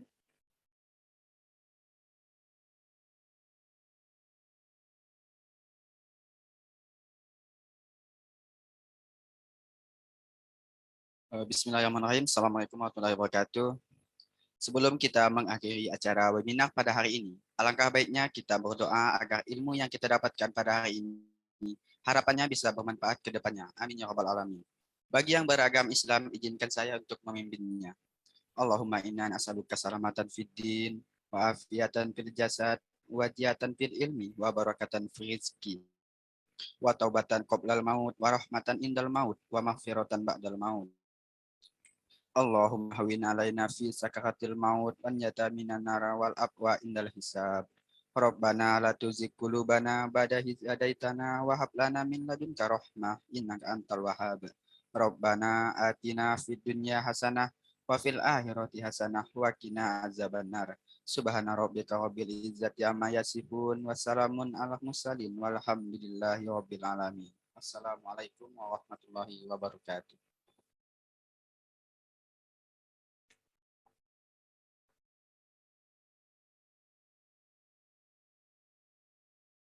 Baik, terima kasih Saudara Rengga. Terima kasih dan penghargaan setinggi-tingginya kami sampaikan kepada pemateri dan para peserta atas kesediaannya mengikuti acara webinar Kapita Selekta pada hari ini. Terima kasih juga kepada para panitia atas partisipasinya dalam kesuksesan acara webinar Kapita Selekta Dunia Kerja pada hari ini. Saya Sabila Akmarina, selaku pembawa acara, pamit undur diri. Mohon maaf apabila ada kesalahan kata. Sekian dan terima kasih. Wassalamualaikum warahmatullahi wabarakatuh. Waalaikumsalam warahmatullahi wabarakatuh.